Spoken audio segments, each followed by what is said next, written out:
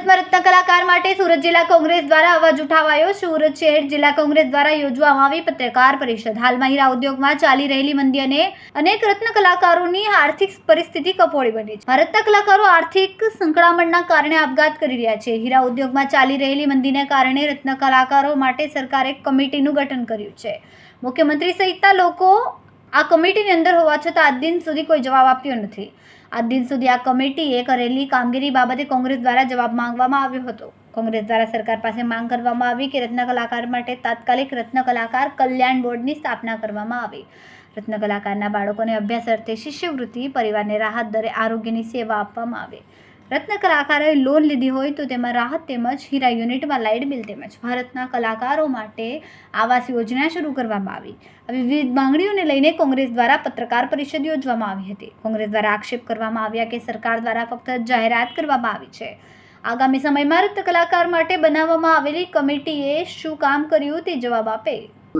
સુરતનો હીરા ઉદ્યોગ એ સમગ્ર ભારતમાં નહીં પણ વિશ્વમાં વખણાયેલો ઉદ્યોગ છે, પરંતુ છેલ્લા 2 વર્ષથી જે પ્રકારની મંદીના માહોલની પરિસ્થિતિ ઊભી થઈ છે એના કારણે છેલ્લા 2 વર્ષમાં તમે જો તો 70 થી 80 જેટલા રત્ન કલાકારોએ પોતાની આર્થિક પરિસ્થિતિના કારણે જીવ ગુમાવવો પડ્યો।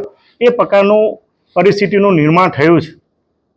સુરત શહેર કોંગ્રેસ સમિતિ અને ગુજરાત પ્રદેશ કોંગ્રેસ સમિતિના અમારા સંસદ સભ્યશ્રી હોય, ધારાસભ્યો હોય, એમણે ભારત સરકારને, રાજ્ય સરકારને ધ્યાન દોરીને આ માનવતા અને લાગણી અને ભાવનાત્મક રીતે જોડાયેલો આ મુદ્દો છે અને તાત્કાલિક અસરથી અમારી 5 થી 6 જેટલી માંગણીઓ છે, એ માંગણીના અનુસંધાનમાં તાત્કાલિક અસરથી આ રત્ન કલાકારોને અને હીરા ઉદ્યોગને બેઠો કરવા માટેની જે માંગણીઓ છે એના માટે અમે લડત ચલાવતા હતા।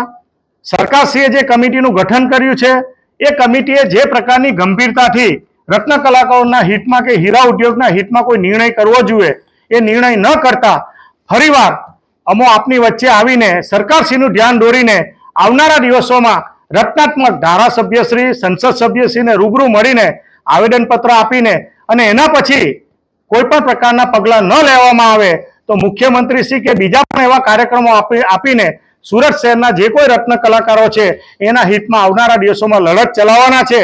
અને એ અનુસંધાનમાં ભારતીય રાષ્ટ્રીય કોંગ્રેસ, ગુજરાત પ્રદેશ કોંગ્રેસ સમિતિ અને સુરત શહેર કોંગ્રેસ સમિતિના વતી લોકોને પણ આહવાન કરીએ છીએ કે જે શ્રેષ્ઠીઓ સુરત શહેરને ઊભું કરવા માટે હીરા ઉદ્યોગ જે તમારી ચમક છે અને હીરા ઉદ્યોગે પણ આ સુરત શહેરને મોટું નામ આપ્યું છે, તો એના માટે આપસી પણ આ સમિતિમાં આવો અને જે કોઈ આપના સૂચનો હોય અને રત્ન કલાકારના હિતમાં તમે લડતમાં ઊભા રહ્યો એના માટેની અમે આજે પ્રેસ કોન્ફરન્સ રાખવામાં આવી।